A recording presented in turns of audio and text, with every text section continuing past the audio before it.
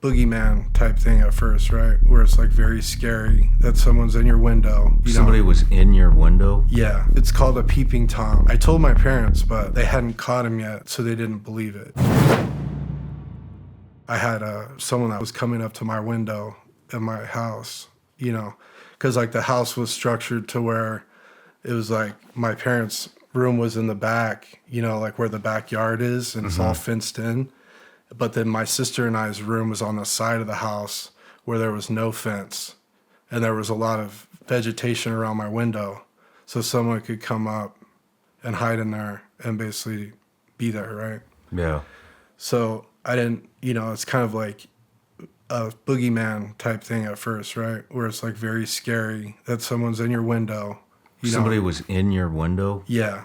It's called a peeping Tom. Yeah. Yeah.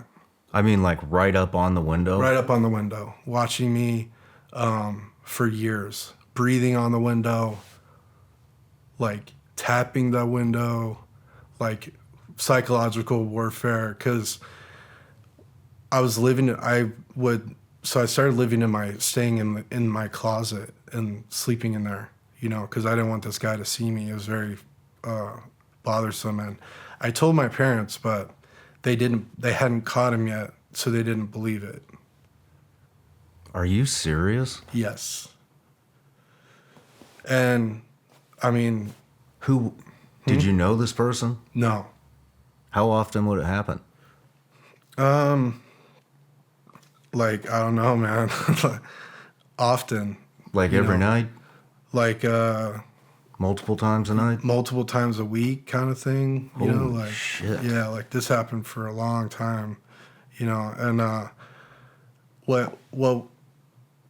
when I was in the closet and it would get bad and I would knock on my closet wall would back up to my parents. So when I would bang on it, then they would turn the lights on in the house. So now all the lights come on and he would take off. Then we would go outside, Sometimes my dad would have his gun and we'd go outside with me. No one's there. So now it looks like I'm crazy again. Now we come back in and I'm like, so I started to just not tell him, like I wasn't reporting it anymore. And like my aunts and uncles and my people that in my family that I'm close to, they've all told me, like had conversations with me over the last few years about like, what I told them when I was this age, and that nobody did anything.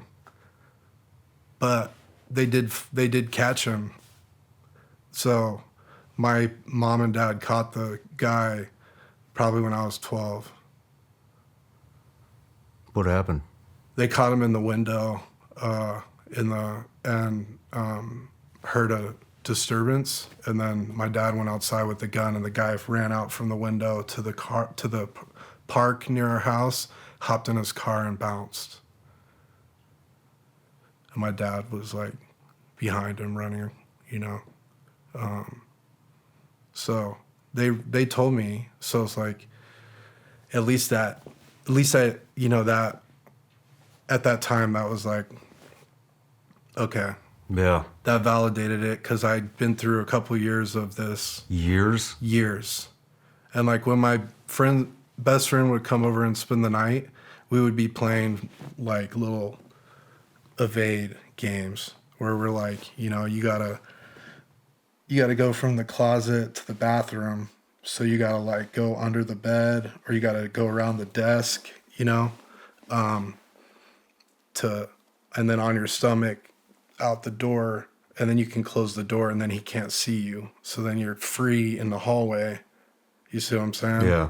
So then it's like, but it was a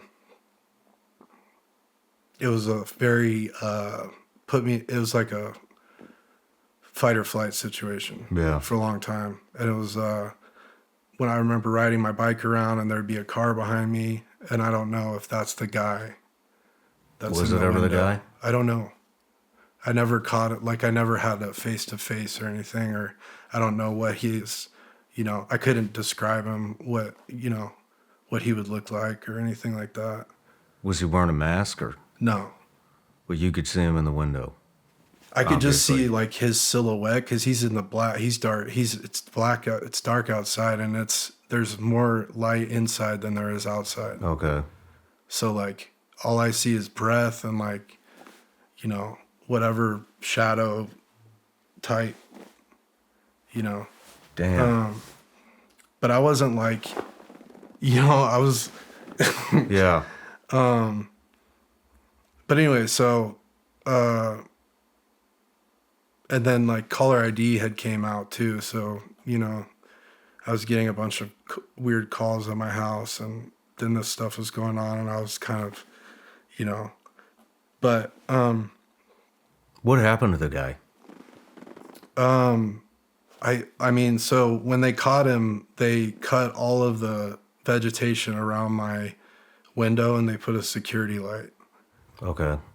So that's what happened for me, and then we moved out like within a few months. So like, I mean, did he I don't like, know what happened to him. Did he get prosecuted?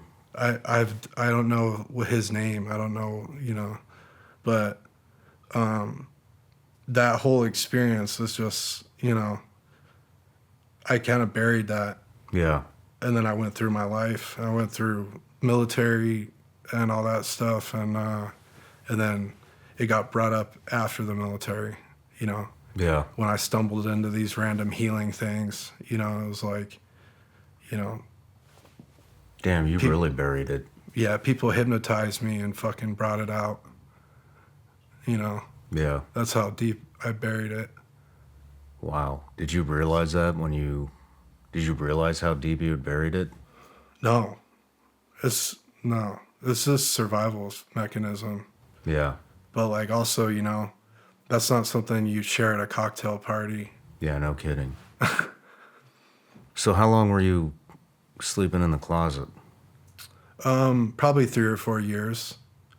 But I started to become resilient in there too, because I started to even reframe things, and like things like, oh, well, this is actually not that bad, because guess what? I don't have to make my bed anymore, because my bed's always perfectly made in the center of my room, because I'm never going to sleep in there. Damn. And I had all these shelves in my room, and all the shelves had like action figures on them and shit. And you know what I'm talking about? Yeah. With like the fight scenes and stuff. And my bed was perfectly made. And so my room was perfect. And I was like, that's fine. So now I just stay in here. And it's like, you know, you know, my parents and I had a lot of, you know, I had a lot of abuse growing up and stuff like that in different ways.